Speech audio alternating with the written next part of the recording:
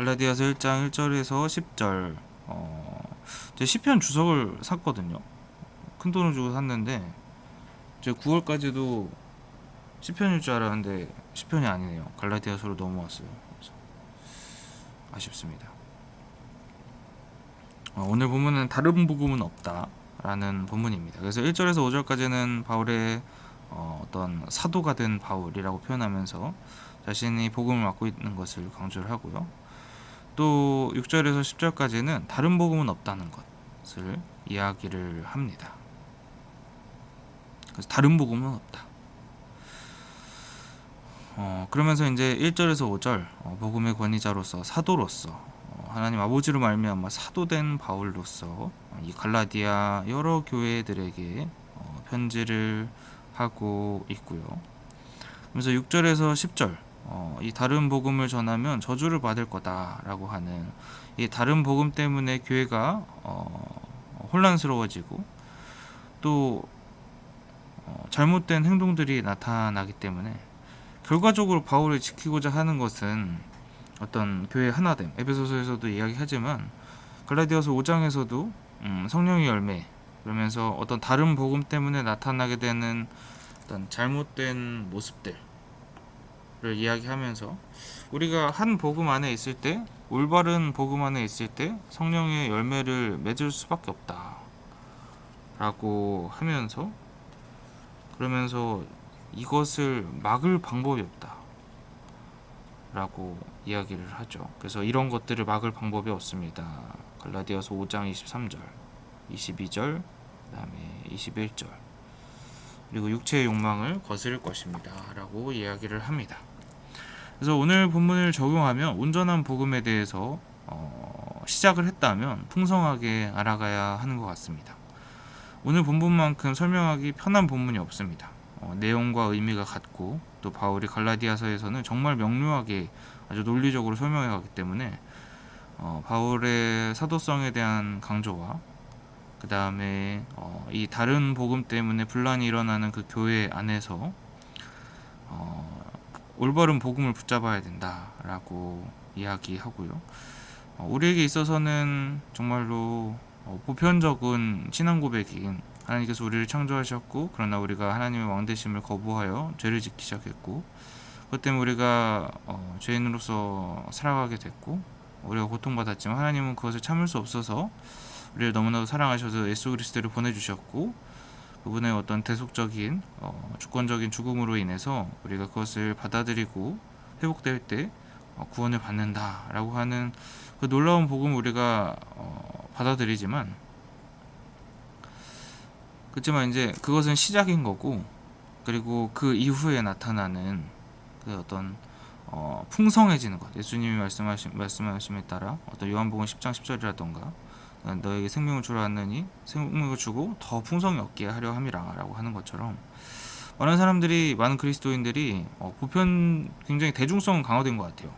정말로 뭐 그 A4용지 한 두 페이지라네 두 줄 적고 난 거기에 있어서 난 거부감이 없다라고 하면 세례를 주니까요. 근데 이제 너무 대중성이 강화되면 좀 어떤 건강한 모습 그리고 건강한 맛을 내는 그 부분도 정말 퇴화되는 것 같습니다. 참 그래서 이 본문을 보면서 고민이 되게 많았던 것 같아요. 정말 설명하기 쉬운 본문이기도 하지만 그럼 그 온전한 복음이란 게 무엇인가? 예를 들어서 교회를 한 10년, 20년 다니면 성령의 열매가 나타나야 되는데 바울도 이것을 금할 방법이 없다라고 하고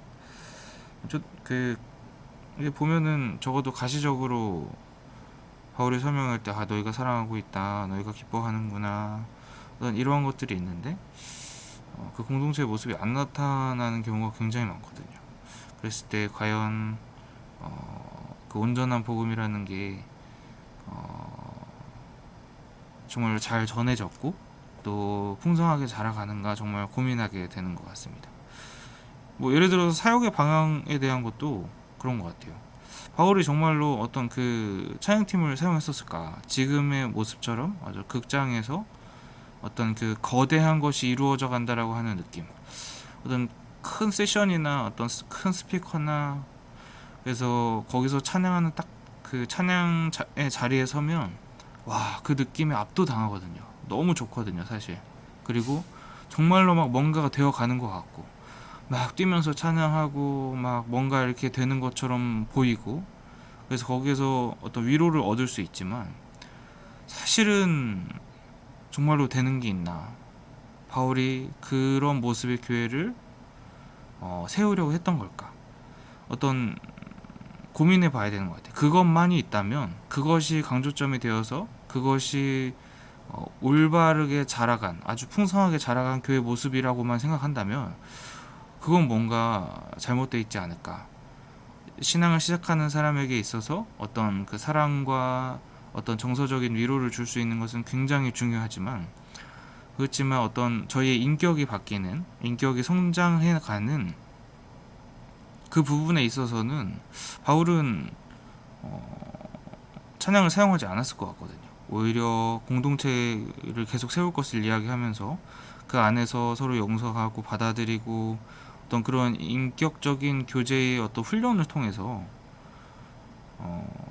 어떤 건강한 성도의 모습을 그리는 모습을 볼 수 있기 때문에,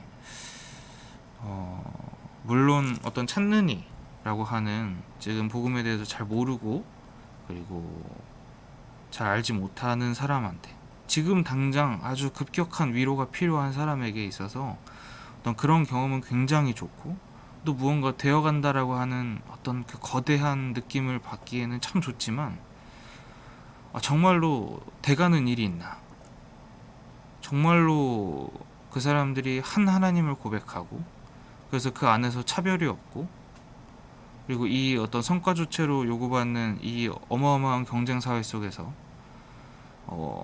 어떻게 하면 내가 더 거대해져서 거대한 하나님을 말하고, 두 사람은 그래서 같은 하나님이 아니라고 주장할 것 같은 그러한 신앙을 고백하는 수많은 사람들 속에서 한 하나님을 고백하는, 그리고 그러한 모습들이 나타나고, 그러한 과정에 있어서 어떤 세부적인 것을 봤었을 때는 정말로 좀 진중한 고민과 또 공부가 필요하지 않나 생각해보고, 또 어떤 그 전체적인 포인트는 누구나 다 동의하겠지만 아주 그 어떤 사형리에서 이야기하는 그 부분들을 말이죠. 근데 그 이후에 세부적인 각주를 달아가고 세부적인 내용을 채워가는 그러한 작업들은 신앙이 지나면 지날수록 정말로 날카롭게 진행이 되어야 정말로 어떤 살면서 어떤 우리가 교회 생활을 할 때 더 건강해지고 더 어떤 성령의 열매를 맺고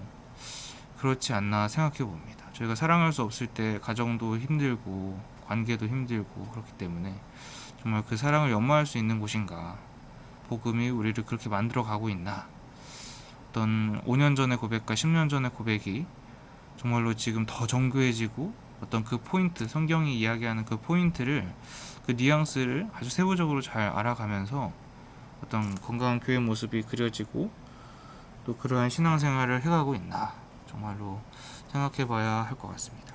기도하겠습니다. 하나님 아버지, 감사합니다. 하나님께서 저에게 복음을 주셔서 저희가 정말로 풍성한 삶을 누리도록 하나님은 계획하셨습니다. 바울은 이 풍성한 복음을 전했고, 많은 교회들에 있어서 사랑하는 모습이 나타나는, 정말로 노예제도도 있었고 어떤 다양한 악조건이 있었지만 그 안에서 하나를 이루고, 너희가 정말 사랑하고 있다, 너희의 인격이 바뀌어 가는구나 라고, 어떤 그 바뀐 인격 때문에 더 아주 풍성하고 따뜻한 관계를 누려가는구나, 어떤 이러한 고백이 있는 어떤 풍성한 삶의 모습을 봐갑니다. 정말로 저희의 어떤 교회 가운데서 성도님들의 신앙 고백 안에서 처음에는 물론 이 온전한 복음에 대해서 고백을 하고 누구나 다 동의를 하고 고백하지만, 그 이후에 있어서도 정말로 그 고백이 더 정교해지고 더 성경이 강조하는 바를 올바르게 강조하는 그 신앙을 가질 수 있도록 주님께서 도와주시옵소서. 예수 그리스도 이름으로 기도드렸습니다. 아멘.